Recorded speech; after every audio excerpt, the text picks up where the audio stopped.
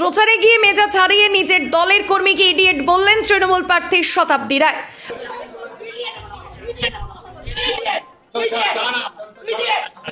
বুধবার সকালে দুবরাজপুর ব্লকের হেতমপুর পঞ্চায়েত এলাকা থেকে নির্বাচনী প্রচার শুরু করেন বীরভূম লোকসভা কেন্দ্রের তৃণমূলের প্রার্থী শতাব্দী রায়। এরপর বালিজুড়ি পঞ্চায়েতের মঙ্গলপুরে খাগেশ্বর শ্রী মন্দিরে পুজো দেওয়ার পর স্থানীয় মানুষের প্রশ্নে মেজাজ হারালেন তৃণমূল প্রার্থী। স্থানীয় সূত্রে খবর, বালিজুড়ি পঞ্চায়েত এলাকায় কি উন্নয়ন হয়েছে, সেই সঙ্গে জলের ট্যাঙ্কের বরাদ্দ হওয়া টাকা ফেরত গেল কেন, একাধিক প্রশ্নে মেজাজ হারালেন বিদায়ী সাংসদ। এতটাই উত্তেজিত হয়ে পড়েন শতাব্দী রায় যে তিনি নিজের দলের কর্মীকে ইডিয়েট বলেন। উনি বলছেন যে ট্যাঙ্কের টাকা দিচ্ছিল রাতের অন্ধকারে টাকা ফেরত নিয়ে গেছে। এটা তো হয় না, এটা তো ব্যাংক টু ব্যাংক ট্রান্সফার হয়, এটা কি ক্যাশ টাকা ফেরত নিয়ে যাওয়া? সেজন্য আমি বললাম আপনি ভুল কথা কেন বলছেন। তো উনি এসছেন, বলছেন না আমি ওটা মানে করতে চাই না, আমি কি বলেছি বলছে। আমি ওর সাথে কথা বলবো, এটা আপনার জন্য নয়, ঠিক আছে?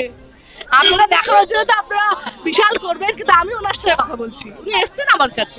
ঠিক আছে, আর কিছু বলবো না, আর কিছু বলবো। ঠিক আছে, উনি উত্তর দিয়ে দিয়েছেন, কি দিয়েছিলেন উনি, কি দিয়েছেন সে উত্তর আমাকে দিয়ে দিয়েছেন, আর আমার কিছু বলার নেই। আমি বললাম যে আপনি যে এই কাজগুলা করেছেন তো তার কোনো প্রচার নাই কেন, দলের লোকে প্রচার করে না কেন যে আমি এই কাজগুলো করেছি? তাহলে কিছু না, আমি ওইটাই জিজ্ঞাসা করছিলাম।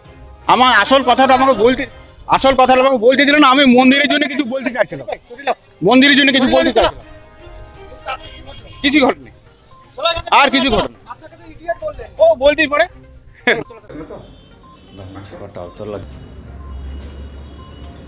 আমি গতকালকে দুবরাজপুরের বিভিন্ন অঞ্চলে প্রচার করেছি নির্বিঘ্নে।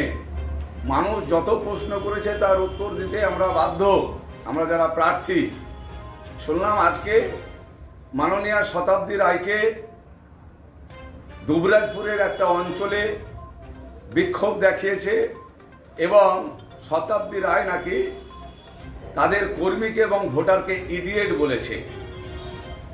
এখন ওখানকার মানুষ শিব ঠাকুর যে কেষ্টদাকে দিল্লি নিয়ে যাচ্ছিল, তখন একটা কেস করে আটকিয়েছিল এবং শিব ঠাকুরের বউকে ওখানে প্রধান করা হয়েছে।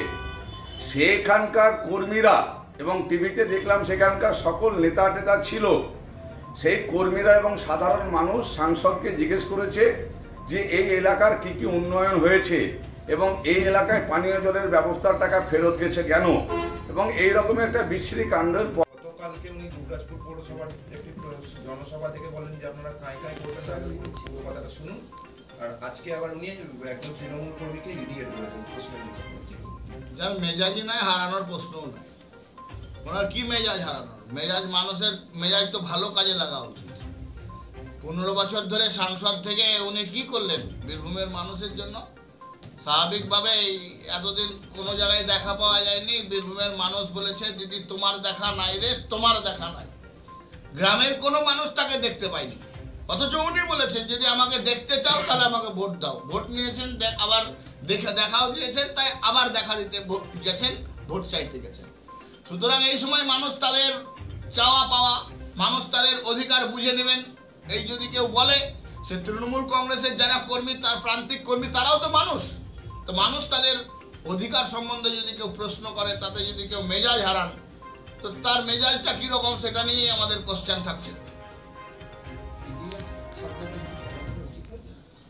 তৃণমূল কংগ্রেস দলটাই তো অগণতান্ত্রিক, সংবিধান বিরোধী শব্দ ব্যবহার করবে, এটাই অভিপ্রেত তৃণমূল কংগ্রেসের জন্য।